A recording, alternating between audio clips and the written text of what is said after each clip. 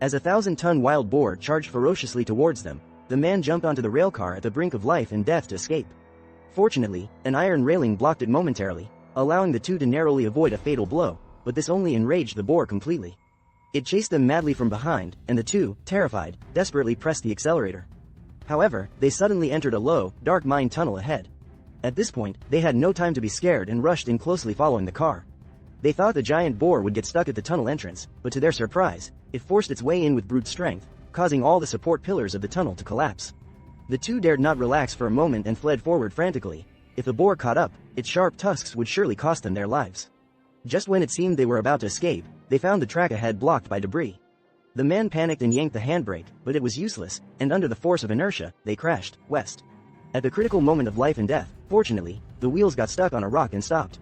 Although the two narrowly escaped with their lives, thinking back on the events of the past couple of days sent chills down Chang Ji's spine.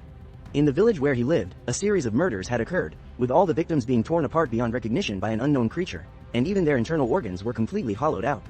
However, after investigating, Fu Bo found no clues, and it was only through a thorough examination by the forensic doctor that the perpetrator was identified as a massive wild boar. The village chief quickly gathered a group of hunters, insisting that they must kill the wild boar at all costs to restore peace to the village. As soon as the group entered the mountains, they discovered a huge footprint on the ground. Based on the depth of the footprint, they estimated that this wild boar weighed at least 1,000 jin or more. To capture it alive as quickly as possible, the hunters quietly set traps near the forest and then lay in wait, watching for the right moment. Sure enough, in the late night, a huge wild boar slowly appeared to forage. The hunters seized the opportunity, rushed at it with guns, and shouted as they drove the wild boar toward the traps. They gathered all the villagers in the square and excitedly showed them the captured wild boar. Seeing this, the villagers finally felt relieved. To express their gratitude, they held a victory celebration for the hunters in the village, and that wild boar was turned into barbecue and served at the table. Just as everyone was singing, dancing, and performing, the hunter suddenly heard some noise. Upon closer inspection, he found something violently banging against the main door.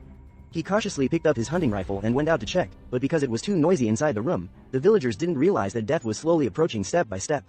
Sensing the danger, the hunter quickly fired a warning shot. The villagers, snapping to attention, were so frightened that they scrambled for cover, hiding in corners and not daring to move a muscle. At that moment, a massive wild boar suddenly burst through the wall. It bared its tusks and savagely tore into the villagers. Although the hunter raised his gun and fired, the boar's thick, tough hide made the bullets completely ineffective. Amidst the cries of agony, countless villagers fell victim. By the time rescue personnel arrived, the scene was already littered with casualties. To completely eliminate the wild boar king, the villagers once again formed a hunting team. The wild boar king was rampaging through the village, devouring villagers, and within a few days, over a dozen people had lost their lives to its jaws. To quickly eliminate this menace, the villagers had no choice but to form a team and head into the mountains to hunt the boar. Following the footprints left by the boar, the group found its lair, but the man-eating boar king wasn't inside. They only saw a few small piglets. The hunter, seeing this, decisively lit gasoline and eradicated the troublesome boar's root and stem. However, Xiao Mei felt sorry for the little pigs and secretly hid one in her bag without telling anyone. Little did she know that this act of kindness would save everyone's lives. Just as the group emerged from the cave, the wild boar king bared its tusks and charged at them. Terrified, everyone scattered and ran, but with such easy prey in front of it, the boar king wasn't about to let them go. It chased after them like mad, and Chang Jie, who was lagging behind, got stabbed in the thigh by the boar, causing heavy bleeding. With no other options, the group squeezed into a pile of abandoned pipes. The boar, being too large to fit, had no choice but to turn away reluctantly. The group then made it safely to the pearl hut, narrowly escaping disaster. When the wild boar king returned to its cave and found its offspring turned into roasted suckling pigs, it was filled with grief and rage, swearing to make the group pay with their blood. That night, it appeared before everyone. Oh, but before he could catch his breath, a terrifying roar suddenly came from behind, and the next moment, a bird's scream pierced through the entire forest. The awakened crowd instantly sensed that things were going badly wrong and quickly grabbed their guns to investigate. Seeing the wild boar tearing into the hunter with its tusks, the old man frantically raised his gun and fired. Due to his poor aim, the bullet just grazed the boar king.